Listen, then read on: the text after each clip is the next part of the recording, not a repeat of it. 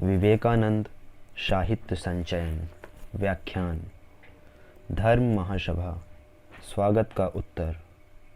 विश्व धर्म महासभा शिकागो 11 सितंबर 1893 ईस्वी। अमेरिकावासी बहनों तथा भाइयों, आपने जिस सौहार्द और स्नेह के साथ हम लोगों का स्वागत किया है, उसके प्रति आभार प्रकट करने के निमित्त खड़े होते समय मेरा हृदय अवर्णनीय हर्ष से पूर्ण हो रहा है। संसार में सन्यासियों की सबसे प्राचीन परंपरा की ओर से मैं आपको धन्यवाद देता हूँ, धर्मों की माता की ओर से धन्यवाद देता हूँ और सभी संप्रदायों एवं मतों के कोटि कोटि हिंदुओं की ओर से भी धन्यवाद देता हूँ। मैं इस मंच पर से बोलने वाले उन कतिपय वक्ताओं के प्रति भी धन्यवाद ज्ञापित करता हूँ, जिन्होंने प्राची के प्रतिनिधियों का उल्लेख करते समय आपको यह बतलाया है कि सुदूर देशों के ये लोग सहिष्णुता का भाव विविध देशों में प्रसारित करने के गौरव का दावा कर सकते हैं। मैं एक ऐसे धर्म का अनुयायी होने में गर्व का अनुभव करता हूँ, जिसने संसार को सहिष्णुता तथा सार्वभौम स्वीकृति दोनों की ही शिक्षा दी है। हम लोग सब धर्मों के प्रति केवल सहिष्णुता में ही विश्वास नहीं करते, वरन समस्त धर्मों को सच्चा मानकर स्वीकार करते हैं।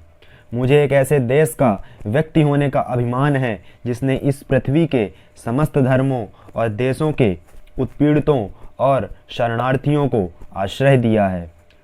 मुझे आपको यह बतलाते हुए गर्व होता है कि हमने अपने वक्ष में यहूदियों के विशुद्धतम अवशिष्ट अंश को स्थान दिया था, जिन्होंने दक्षिण भारत आकर ही उसी वर्ष शरण ली थी जिस वर्ष उनका पवित्र मंदिर रोमन जाति के अत्याचार से धूल में मिला दिया गया था।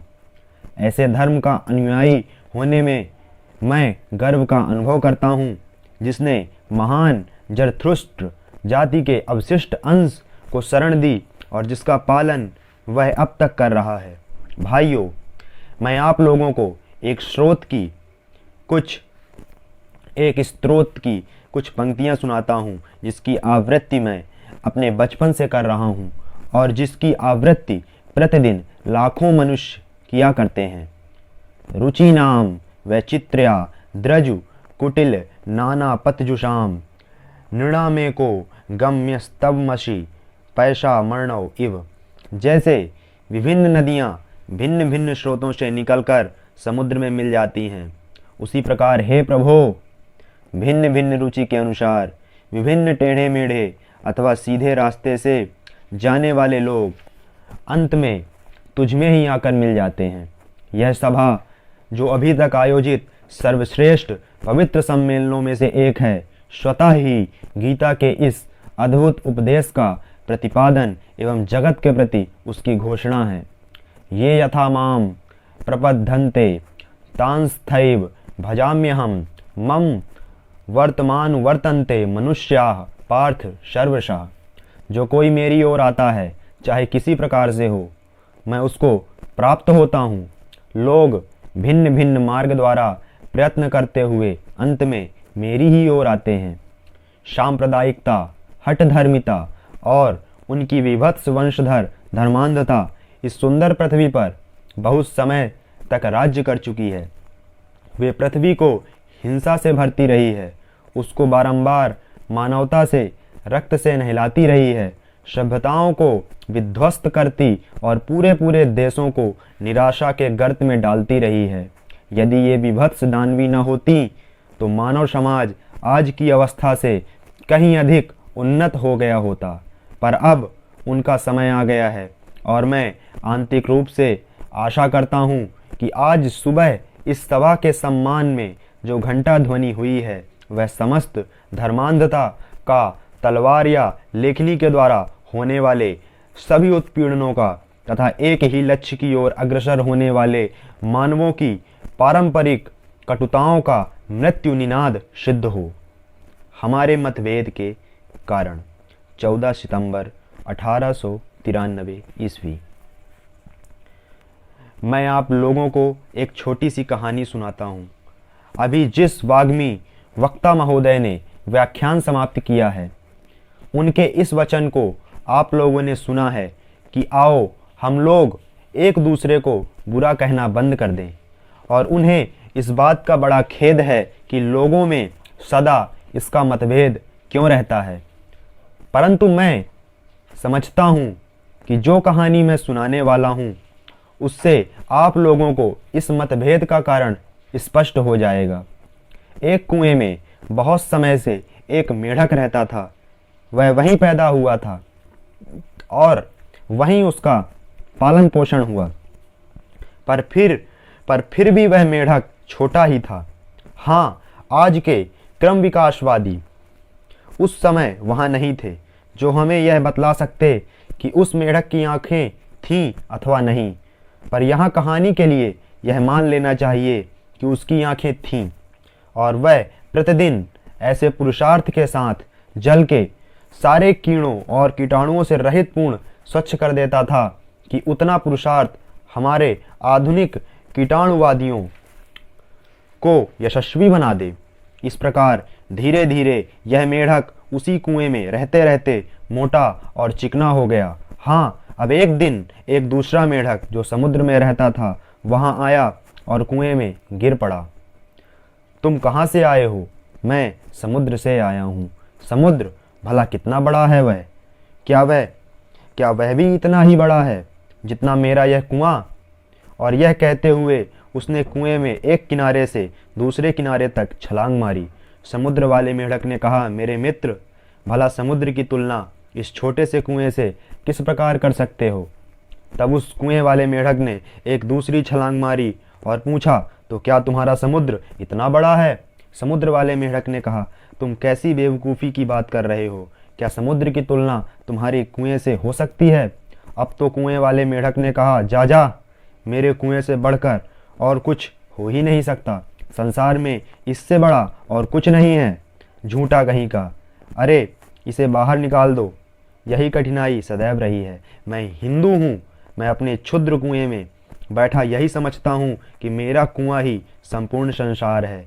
ईसाई भी अपने क्षुद्र कुएं में बैठे हुए यही समझता है कि सारा संसार उसी के कुएं में है, और मुसलमान भी अपने क्षुद्र कुएं में बैठा हुआ उसी को सारा ब्रह्मांड मानता है। मैं आप अमेरिका वालों को धन्य कहता हूँ, क्योंकि आप हम लोगों के इन छोटे छोटे संसारों की क्षुद्र सीमाओं को तोड़ने का महान प्रयत्न कर रहे हैं, और मैं आशा करता हूँ कि भविष्य में परमात्मा आपके इस उद्योग में सहायता देकर आपका मनोरथ पूर्ण करेंगे। हिंदू धर्म पर निबंध, धर्म सभा में 11 सितंबर 1893 ईस्वी को पाठित। प्रागैतिहासिक युग से चले आने वाले केवल 3 ही धर्म आज संसार में विद्यमान हैं: हिंदू धर्म, पारसी धर्म और यहूदी धर्म। उनको अनेकानेक प्रचंड आघात सहने पड़े हैं, किंतु फिर भी जीवित बने रहकर वे सभी अपनी आंतरिक शक्ति का प्रमाण प्रस्तुत करते हैं। पर जहाँ हम यह देखते हैं कि यहूदी धर्म ईसाई धर्म को आत्मसात नहीं कर सका, वरन अपनी सर्व विजयिनी दुहिता ईसाई धर्म द्वारा अपने जन्म स्थान से निर्वासित कर दिया गया, और केवल मुट्ठी भर पारसी ही अपने महान धर्म की गाथा गाने के लिए अब अविशिष्ट हैं, वहाँ भारत में एक के बाद एक न जाने कितने संप्रदायों का उदय हुआ, और उन्होंने वैदिक धर्म को जड़ से हिला सा दिया। किंतु भयंकर भूकंप के समय समुद्र तट के जल के समान वह कुछ समय पश्चात 1000 गुना बलशाली होकर सर्वग्रासी आप्लावन के रूप में पुनः लौटने के लिए पीछे हट गया। और जब यह सारा कोलाहल शांत हो गया, तब इन समस्त धर्म संप्रदायों को उनकी धर्म माता हिंदू धर्म की विराट काया ने चूस लिया, आत्मसात कर लिया और अपने में पचा डाला। वेदांत दर्शन की अत्युच्च आध्यात्मिक उड़ानों से लेकर आधुनिक विज्ञान के नवीनतम आविष्कार, जिसकी केवल प्रतिध्वनि मात्र प्रतीत होते हैं, मूर्ति पूजा के निम्न स्त्री विचारों एवं तदानुषंगिक अनेकानेक पौराणिक दंत कथाओं तक और बुद्धों के अज्ञेयवाद तथा जैनों के निरीश्वरवाद, इनमें से प्रत्येक के लिए हिंदू धर्म में स्थान है, तब यह प्रश्न उठता है कि वह कौन सा एक सामान्य बिंदु है जहां पर इतनी विभिन्न दिशाओं में जाने वाली त्रिज्याएं केंद्रस्थ होती हैं। वह कौन सा एक सामान्य आधार है जिस पर यह प्रचंड विरोधाभास आश्रित है। इसी प्रश्न का उत्तर देने का अब मैं प्रयत्न करूंगा। हिंदू जाति ने अपना धर्म श्रुति वेदों से प्राप्त किया है। उनकी धारणा है कि वेद अनादि और अनंत हैं। श्रोताओं को संभव है यह बात हास्यास्पद लगे कि कोई पुस्तक अनादि और अनंत कैसे हो सकती है, किंतु वेदों का अर्थ कोई पुस्तक है ही नहीं। वेदों का अर्थ है भिन्न भिन्न कालों में भिन्न भिन्न व्यक्तियों द्वारा आविष्कृत आध्यात्मिक सत्यों का संचित कोष। जिस प्रकार गुरुत्वाकर्षण का सिद्धांत मनुष्यों के पता लगने के पूर्व से ही अपना काम करता चला आया था और आज यदि मनुष्य जाति उसे भूल भी जाए तो भी वह नियम अपना काम करता ही रहेगा, ठीक वही बात आध्यात्मिक जगत का शासन करने वाले नियमों के संबंध में भी है। एक आत्मा का दूसरी आत्मा के साथ और जीवात्मा का आत्माओं के परम पिता के साथ जो नैतिक तथा आध्यात्मिक संबंध है, वे उनके आविष्कार के पूर्व भी थे और हम यदि उन्हें भूल भी जाएं तो भी बने रहेंगे। इन नियमों तथा सत्यों का आविष्कार करने वाले ऋषि कहलाते हैं और हम उनको पूर्णत्व तक पहुंची हुई आत्मा मानकर सम्मान देते हैं। श्रोताओं को यह बतलाते हुए मुझे हर्ष होता है कि इन महानतम ऋषियों में कुछ स्त्रियां भी थीं। यहाँ यह कहा जा सकता है कि ये नियम के रूप में अनंत भले ही हों, पर इनका आदि तो अवश्य ही होना चाहिए। वेद हमें यह सिखाते हैं कि सृष्टि का ना आदि है ना अंत। विज्ञान ने हमें सिद्ध कर दिखाया कि समग्र विश्व की सारी ऊर्जा समष्टि का परिमाण सदा एक सा रहता है। तो फिर यदि ऐसा कोई समय था जबकि किसी वस्तु का अस्तित्व ही नहीं था, उस समय यह संपूर्ण व्यक्त ऊर्जा कहाँ थी? कोई कहते हैं कि ईश्वर में ही वह सब अव्यक्त रूप से निहित थी। तब तो ईश्वर कभी अव्यक्त और कभी व्यक्त है। इससे तो वह विकासशील हो जाएगा, इससे तो वह विकारशील हो जाएगा।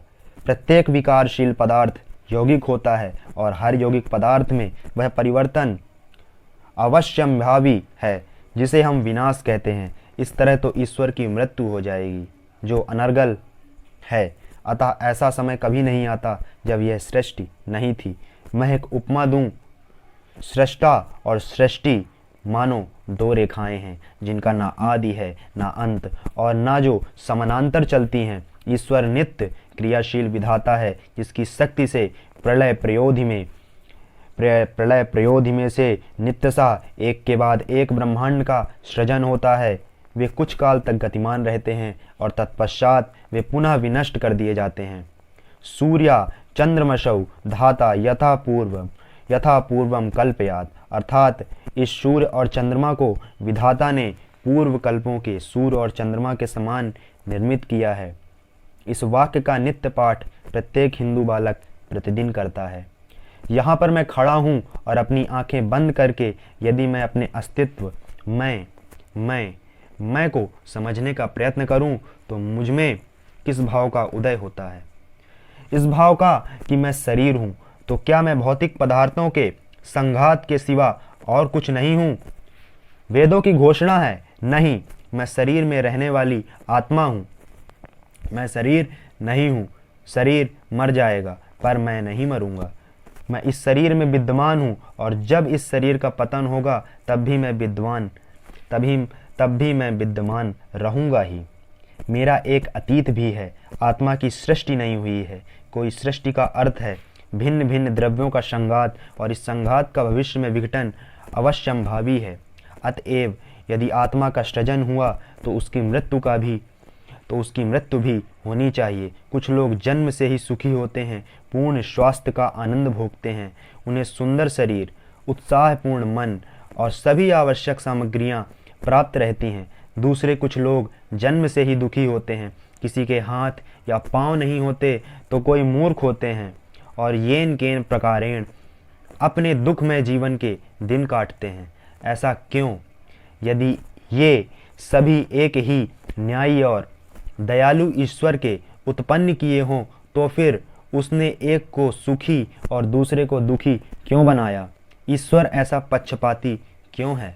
फिर ऐसा मानने से भी बात नहीं सुधर सकती कि जो इस वर्तमान जीवन में दुखी है वे भावी जीवन में पूर्ण सुखी रहेंगे। न्यायी और दयालु ईश्वर के राज्य में मनुष्य इस जीवन में भी दुखी क्यों रहे? दूसरी बात यह है कि सृष्टि उत्पादक ईश्वर को मान्यता देने वाला सिद्धांत वैषम्य की कोई व्याख्या नहीं करता, बल्कि यह तो केवल एक सर्वशक्तिमान पुरुष का निष्ठुर आदेश ही प्रकट करता है। अतएव इस जन्म से पूर्व ऐसे कारण होने ही चाहिए जिनके फलस्वरूप मनुष्य इस जन्म में सुखी या दुखी हुआ करता है, और ये कारण हैं उसके ही पूर्वानुष्ठित कर्म। क्या मनुष्य के शरीर और मन की सारी प्रवृत्तियों की व्याख्या उत्तराधिकार से प्राप्त क्षमता द्वारा नहीं हो सकती? यहाँ जड़ और चैतन्य अर्थात मन सत्ता की दो समानांतर रेखाएं हैं। यदि जड़ और जड़ के समस्त रूपांतर ही जो कुछ यहाँ हैं उसके कारण सिद्ध हो सकते तो फिर आत्मा के अस्तित्व को मानने की कोई आवश्यकता ही न रह जाती। पर यह सिद्ध नहीं किया जा सकता कि चैतन्य अर्थात विचार का विकास जड़ से हुआ है, और यदि कोई दार्शनिक अद्वैतवाद अनिवार्य है तो आध्यात्मिक अद्वैतवाद निश्चय ही तर्कसंगत है और भौतिक अद्वैतवाद से किसी भी प्रकार कम वांछनीय नहीं। परंतु यहाँ इन दोनों की आवश्यकता नहीं है। हम यह अस्वीकार नहीं कर सकते कि शरीर कुछ प्रवृत्तियों को आनुवांशिकता से प्राप्त करता है, किंतु ऐसी प्रवृत्तियों का अर्थ केवल शारीरिक रूपाकृति है, जिसके माध्यम से केवल एक विशेष मन एक विशेष प्रकार से काम करता है। आत्मा की कुछ ऐसी विशेष प्रवृत्तियां होती हैं जिनकी उत्पत्ति अतीत के कर्म से होती है। एक विशेष प्रवृत्ति वाली जीवात्मा योग्यम योग्येन युज्यते, इस नियमानुसार उसी शरीर में जन्म ग्रहण करती है जो उस प्रवृत्ति के प्रकट करने के लिए सबसे उपयुक्त आधार हो। वह विज्ञान संगत है, क्योंकि विज्ञान हर प्रवृत्ति की व्याख्या आदत से करना चाहता है और आदत आवृत्तियों से बनती है। अतएव नवजात जीवात्मा की नैसर्गिक आदतों की व्याख्या के लिए आवृत्तियां अनिवार्य हो जाती हैं, और चूंकि वे प्रस्तुत जीवन में प्राप्त नहीं होती अतः वे पिछले जीवनों से ही आई होंगी। एक और दृष्टिकोण है, ये सभी बातें यदि स्वयं सिद्ध भी मान लें तो मैं अपने पूर्व जन्म की कोई बात स्मरण क्यों नहीं रख पाता? इसका समाधान सरल है। मैं अभी अंग्रेजी बोल रहा हूँ, वह मेरी मातृभाषा नहीं है। वस्तुतः इस समय मेरी मातृभाषा का कोई भी शब्द मेरे चित्त में उपस्थित नहीं है, पर उन शब्दों को सामने वाले का थोड़ा प्रयत्न करते ही वे मेरे मन में उमड़ आते हैं।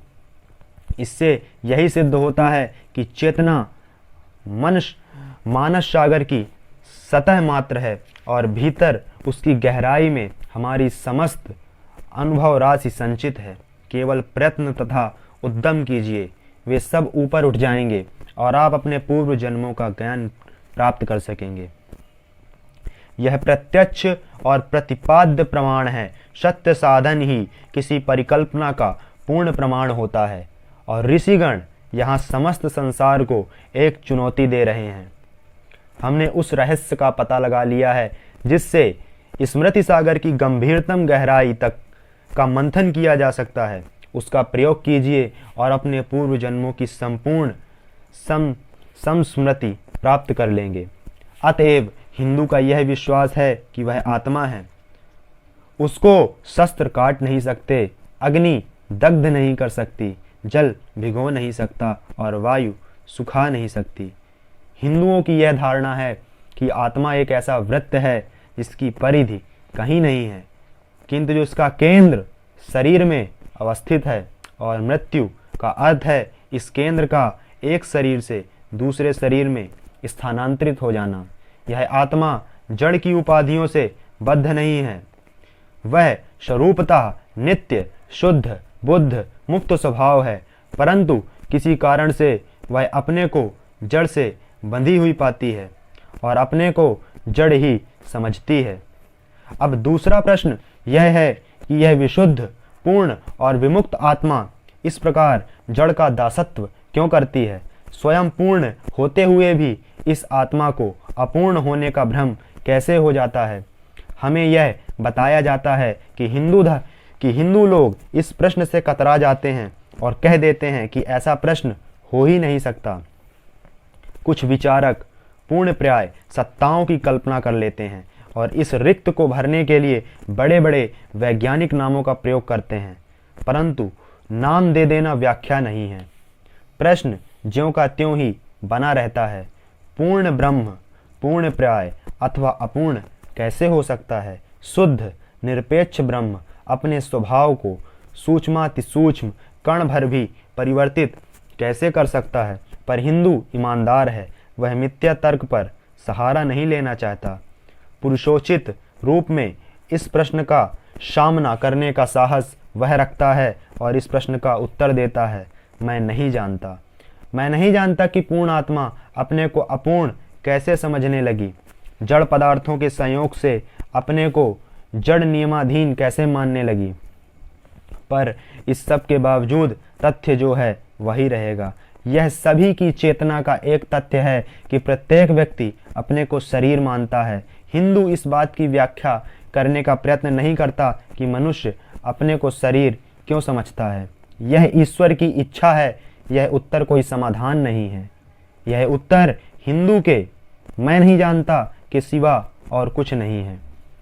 अतएव मनुष्य की आत्मा अनादि और अमर है, पूर्ण और अनंत है और मृत्यु का अर्थ है एक शरीर से दूसरे शरीर में केवल केंद्र परिवर्तन।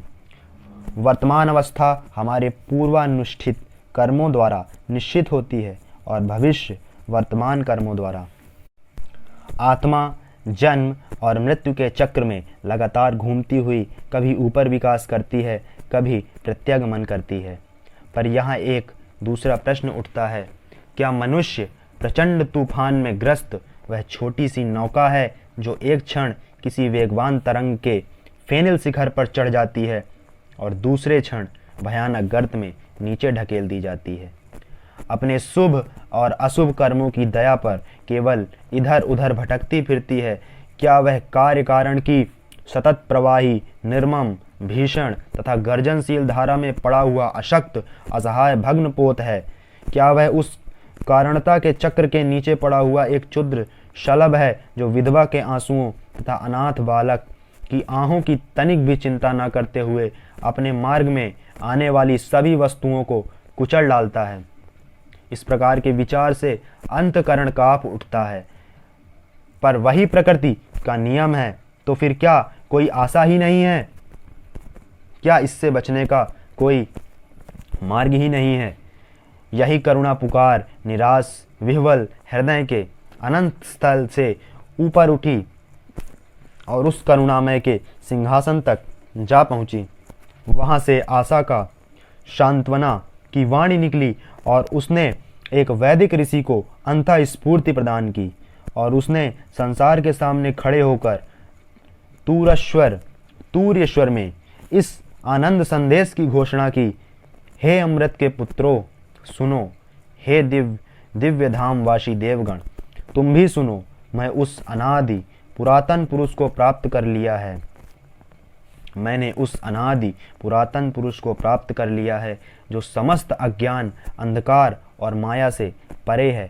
केवल उस मनुष्य को जानकर ही तुम मृत्यु के चक्र से छूट सकते हो, दूसरा कोई पथ नहीं। अमृत के पुत्रों, कैसा मधुर और आशाजनक संबोधन है ये। बंधुओं, इसी मधुर नाम अमृत के अधिकारी से आपको संबोधित करूं, आप इसकी आज्ञा मुझे दें। निश्चय ही हिंदू आपको पापी कहना अस्वीकार करता है। आप तो ईश्वर की संतान हैं, अमर आनंद के भागी हैं, पवित्र और पूर्ण आत्मा हैं। आप इस मर्त्य भूमि पर देवता हैं। आप भला पापी, मनुष्य को पापी कहना ही पाप है, वह मानव स्वरूप का घोर लांछन है। आप उठें हे सिंहो, आएं और इस मिथ्या भ्रम को झटक कर दूर फेंक दें कि आप भेड़ हैं।